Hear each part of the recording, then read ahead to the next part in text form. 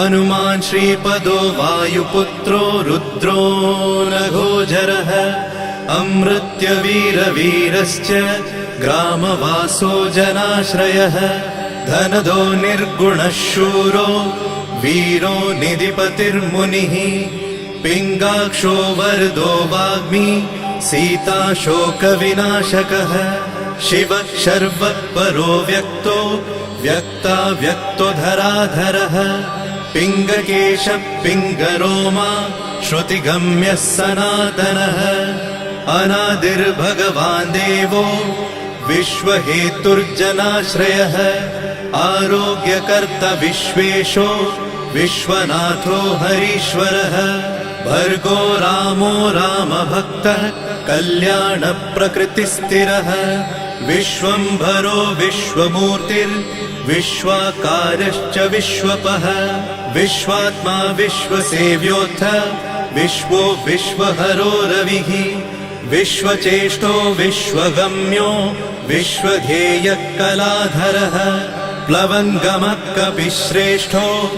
ज्येष्ठो विद्यावनेचरः बालो वृद्धो युवा तत्त्वगम्यः सुखो यजः अञ्जनासूनुरव्यग्रो ग्रामशान्तो धराधरः भूर्भुवः स्वर्मर्हलोको जनो लोकस्तपो व्ययः सत्यमोकारगम्यश्च प्रणवो व्यापकोमलः शिवो धर्मप्रतिष्ठाता रामेष्ठफल्गुणप्रियः गोष्पदीकृतवाराशि पूर्णकामोधरापतिः रक्षोघ्नपुण्डरीकाक्ष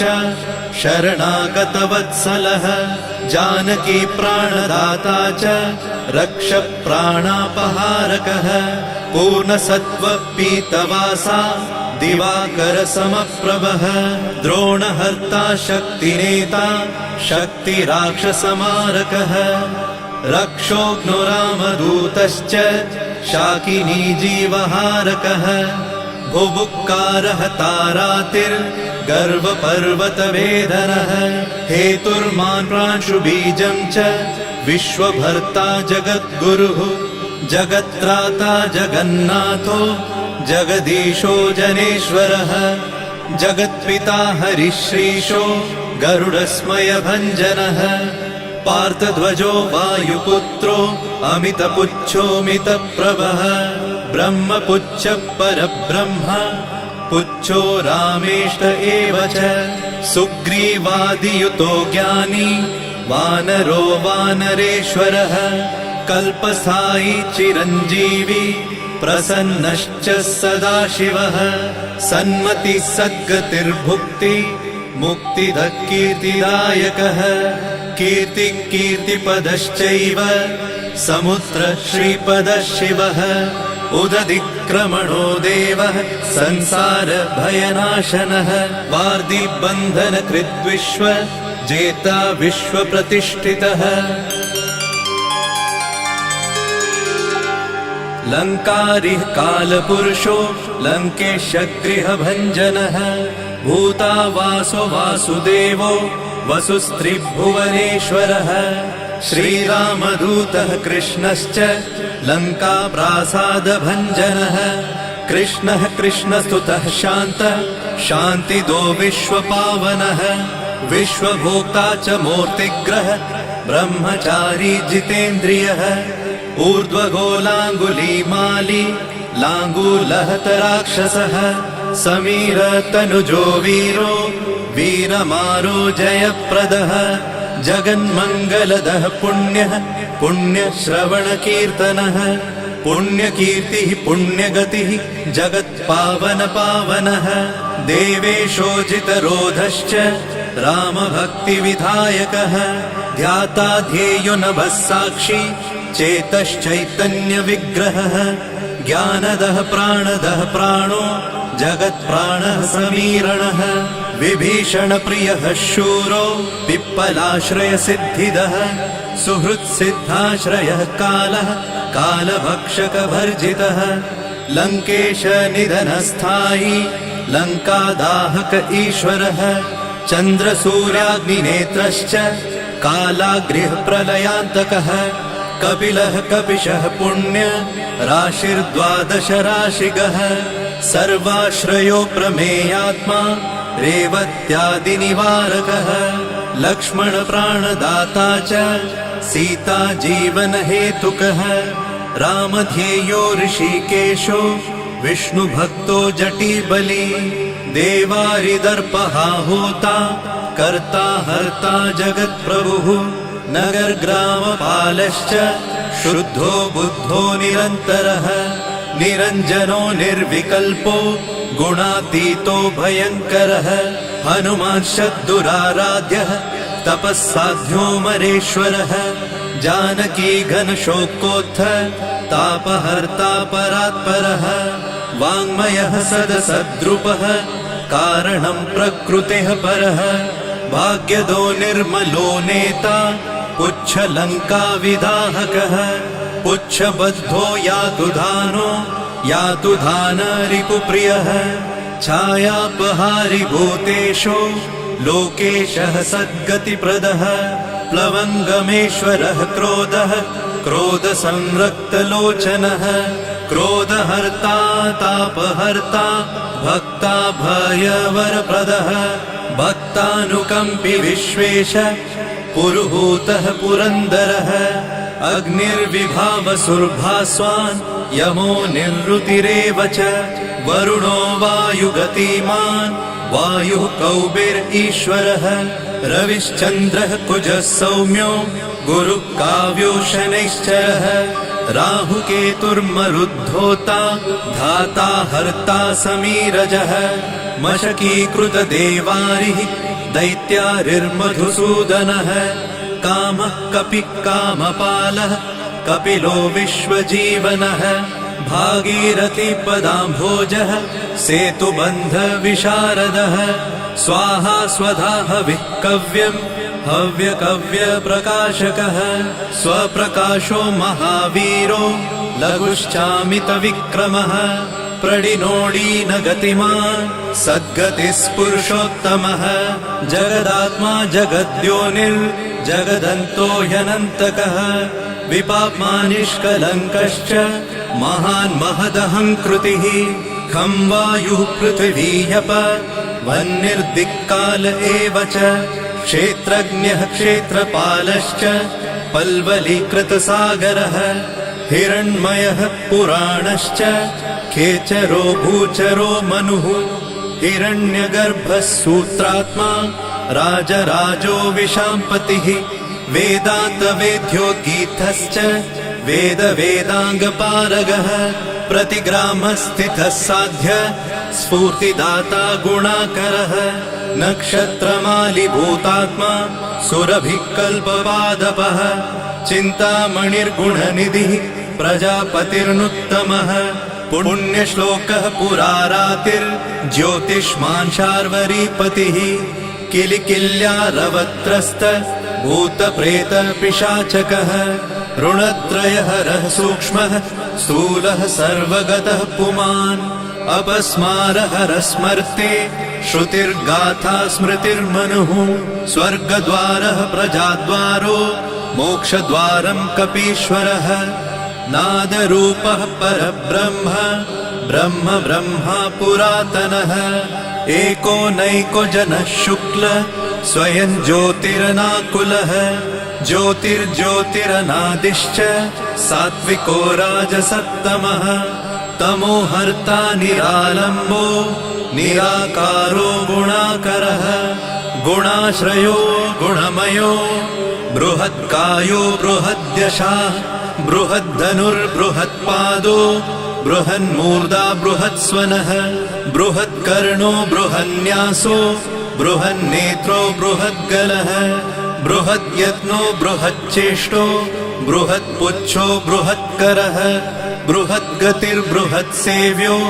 बृहल्लोकफलप्रदः बृहच्छक्तिर्बृहद्वाञ्छा फलदो बृहदीश्वरः बृहल्लोकनुतो द्रष्टा विद्यादाता जगद्गुरुः देवाचार्यः सत्यवादी ब्रह्मवादी कलाधरः सप्तपातालगामी च मलयाचलसंश्रयः उत्तराशास्थितः श्रीदो दिव्यौषधवशः खगः शाखामृगः कपीन्द्रश्च पुराणः श्रुतिसञ्चरः चतुरो ब्राह्मणो योगी योगगम्यः परात्परः अनादिनिधनो व्यासो वैकुण्ठः पृथिवीपतिः पराजितो जिताराशिः सदानन्दश्च ईशिता गोपालो गोपतिर्गोप्ता कलिः कालः परात्परः मनोवेगी सदा योगी संसारभयनाशनः तत्त्वदाता च तत्त्वज्ञः तत्त्वं तत्त्वप्रकाशकः शुद्धो बुद्धो नित्ययुक्तो युक्ताकारो जयप्रदः प्रलयोमितमायश्च मायातीतो विमत्सरः मायानिर्जितरक्षश्च मायानिर्मितविश्वपः मायाश्रयश्च निर्लेपो मायानिर्वञ्चकसुखः सुखी सुखप्रदो नागो महेश कृतसंस्थवः महेश्वरः सत्यसन्धः शरभः कलिपावनः रसो रसज्ञसम्मानः तपश्चक्षु च भैरवः घ्राणो गन्धस्पर्शनञ्च स्पर्शोऽहङ्कारमानदः नेति नेतिति गम्यश्च वैकुण्ठभजनप्रियः गिरिशो गिरिजाकान्तो दुर्वासः कविरङ्गिराः भृगुर्वसिष्ठश्च वनः तुम्बुरुर्नारदो मलः विश्वक्षेत्रं विश्वबीजं विश्वनेत्रश्च विश्वपः याजको यजमानश्च पावकः पितरस्तथा श्रद्धा बुद्धिक्षमा तन्द्रा मन्त्रो मन्त्रयुतस्वरः राजेन्द्रो भूपतिकण्ठ माली संसारसारथिः नित्यसम्पूर्णकामश्च भक्तकामधुगुत्तमः गणपकीशपो भ्राता पिता माता च मारुतिः सहस्रशीर्षा पुरुषः सहस्राक्ष सहस्रपात् कामजित् कामदहन कामकाम्यफलप्रदः मुद्रहारी रक्षोघ्नः क्षितिभारहरो बलः नखदंष्ट्रायुधो विष्णु भक्तो भयवरप्रदः दर्पः दर्पदो दृप्तः शतमूर्तिः अमूर्तिमान् महानिधिर्महाभोगो महाभोगो महार्थदः महाकारो महायोगी महातेजा महाद्युतिः महाकर्मा महानादो महामन्त्रो महामतिः महाशयो महोदारो महादेवात्मको विभुः रुद्रकर्मा क्रूरकर्मा रत्ननाभः कृतागमः अम्भोधिलङ्घनः सिंहो नित्यो धर्मप्रमोदनः जितामित्रो जयः सामो विजयो वायुवाहनः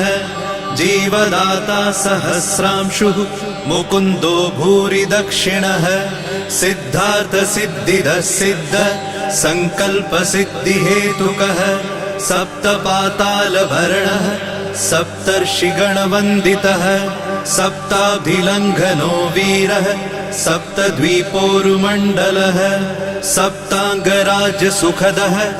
सप्तमात्र निषेवितः सप्तलोकैकमुकुटः सप्तहोतास्वराश्रयः सप्तच्छन्दोनिधि सप्त छन्द सप्तजनाश्रयः सप्तसामोपगीतश्च सप्तपातालसंश्रयः मेधाविकीर्तिदः शोक हरिदौर्भाग्यनाशनः सर्ववश्यकरो भर्गो दोषघ्नपुत्रपौत्रदः प्रतिवादी मुखस्तम्भो दुष्टचित्तप्रसादनः पराभिचारशमनो दुःखघ्नुबन्धमोक्षदः नवद्वारपुराधारो नवद्वारनिकेतनः नरनारायणस्तुत्यो नरनाथो महेश्वरः मेखली कवची खड्गी भ्राजिष्णुर्विष्णुसारथिः बहुयोजनविस्तीर्ण पुच्छपुच्छहतासुरः दुष्टग्रहनिहन्ता च पिशाचग्रहघातुकः बालग्रहविनाशी च धर्मो नेता कृपाकरः उग्रकृत्योग्रवेगश्च उग्रनेत्र शतक्रतुः शतमन्युस्तुतस्तुत्य महातेजो महाबलः समग्रगुणशाली च व्यग्रो रक्षो विनाशकः रक्षोघ्नहस्तो ब्रह्मेश श्रीधरो भक्तवत्सलः मेघनादो मेघरूपो मेघवृष्टिनिवारकः मेघजीवनहेतुश्च मेघश्यामो परात्मकः समीरतनयो बोधा तत्त्वविद्याविशारदः अमोघो मोघवृद्धिश्च इष्टदो निष्टनाशकः अर्थोऽनर्थापहारी च समर्थो रामसेवकः अर्तिधन्यसुरारातिः पुण्डरीकाक्ष आत्मभूः सङ्कर्षणो विशुद्धात्मा विद्याराशि सुरेश्वरः अचलोद्धारको नित्य सेतुकृद्रामसारथिः आनन्द परमानन्दो मत्स्यकूर्मो निधिशमः वराहो नारसिंहश्च वामनो जमदग्निजः रामकृष्णः शिवो बुद्ध कल्की रामाश्रयो हरः नन्दी भृङ्गी च चण्डी च गणेशो गणसेवितः कर्माध्यक्षसुराध्यक्षो विश्रमो जगतां पतिः जगन्नाथ कपिश्रेष्ठ सर्वावास सदाश्रयः सुग्रीवादिस्तुतः शान्तः सर्वकर्मप्लवङ्गमः नखदारितरक्षश्च नखायुधविशारदः कुशलः सुदनः शेषो वासुकिस्तक्षकस्वरः स्वर्णवर्णो बलाढ्यश्च रामपूज्यो घनाशनः कैवल्यदीपकैवल्यो गरुडपन्नगो गुरुः किल्यारावहताराति गर्वपर्वतभेदनः वज्राङ्गो वज्रवेगश्च भक्तो वज्रनिवारकः नखायुधो मणिग्रीवो ज्वालामाली च भास्करः प्रौढप्रतापसपनो भक्ततापनिवारकः शरणं जीवनं भोक्ता नानाचेष्टो यचञ्चलः सुस्वस्थोष्टास्य हा दुःख शमनः पवनात्मजः पावनः पवनः कान्तो भक्तागः सहनो बलः मेघनादरिपुर्मेघ नादसंहृतराक्षसः क्षरोक्षरो विनीतात्मा वानरेश सताङ्गतिः श्रीकण्ठ शितिकण्ठश्च सहाय सहनायकः अस्थूलस्त्वननुर्भर्गो देव संसृतिनाशनः अध्यात्मविद्यासारश्च अध्यात्मकुशलः सुधिः अकल्मषः सत्यहेतु सत्यगः सत्यगोचरः सत्यगर्भः सत्यरूपः सत्यसत्यपराक्रमः अञ्जनाप्राणलिङ्गश्च वायुवंशोद्भवः सुधिः भद्ररूपो रुद्ररूपः सुरूपश्चित्ररूपधृत् मैनाकवन्दितः सूक्ष्म दर्शनो विजयो जयः क्रान्तदिग्मण्डलो रुद्रः प्रकटीकृतविक्रमः कम्बुकण्ठप्रसन्नात्मा हृस्वनासो वृकोदरः लम्बोष्टकुण्डलिचित्र मालियोगविदाम्बरः विपश्चित्कविरानन्द विग्रहोऽनन्यशासनः फल्गुनीसूनुरव्यग्रो योगात्मा योगतत्परः योगवेद्यो योगकर्ता योगयोनिर्दिगम्बरः अकारादिक्षकारान्त वर्गनिर्मितविग्रहः उलूखलमुखः सिंह संस्तुतः परमेश्वरः श्लिष्टजङ्घः श्लिष्टजानु श्लिष्टपाणि शिखाधरः सुशर्मामितशर्मा च नारायणपरायणः जिष्णुर्भविष्णुरोचिष्णुर्ग्रसिष्णुस्थाणुरेव च हरिरुद्रानुकृद्वृक्ष कम्पनो भूमिकम्पनः गुणप्रवाह सूत्रात्मा वीतरागस्तुतिप्रियः नागकन्या भयध्वंसी रुक्मवर्णः कपालभृत अनाकुलो भवोपायो न पायो वेदपारगः अक्षरः पुरुषो लोक नाथो रक्ष प्रभुर्दृढः अष्टाङ्गयोगफलभुक सत्यसन्धः पुरुषतः श्मशानस्थाननिलय प्रेतविद्रावणक्षमः पञ्चाक्षरः परः पञ्च मातृकोरञ्जनध्वजः योगिनी वृन्दवन्द्यश्च शत्रुघ्नोऽनन्तविक्रमः ब्रह्मचारीन्द्रियरिपुर्धृतदण्डो दशात्मकः अप्रपञ्चः सदाचार शूरसेनविदारकः वृद्धप्रमोदश्चानन्द सप्तजिह्वापतिर्धरः नवद्वारपुराधार प्रत्यग्रसामगायकः षट्चक्रधाम स्वर्लोको भयहृन्मानदो मदः सर्ववश्यकरः शक्तिर्नेता चानन्तमङ्गलः अष्टमूर्तिर्धरो नेता विरूपस्वरसुन्दरः धूमकेतुर्महाकेतु सत्यकेतुर्महारथः नन्दिप्रियः स्वतन्त्रश्च मेखली समरप्रियः